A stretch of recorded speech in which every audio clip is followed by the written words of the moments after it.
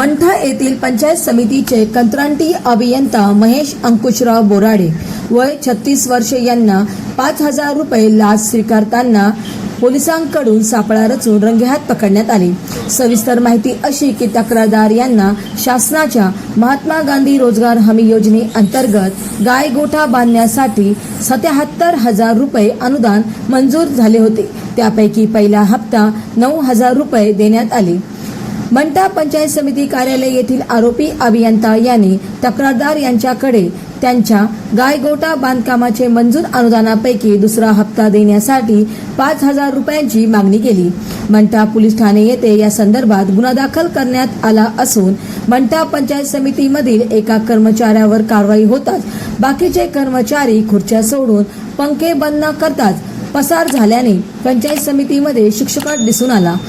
यामुळे उलटसुलट चर्चेला उधाण आले आहे। सापळा पथकात शिवानंद खुळे, जावेद शेख, संदीपान लहाने, गणेश बुजाडे, भालचंद्र बिनोरकर आदींनी परिश्रम घेतले। महाराष्ट्र वाईब न्यूज प्रतिनिधी गजानन माळकर, मंठा, जिल्हा जालना।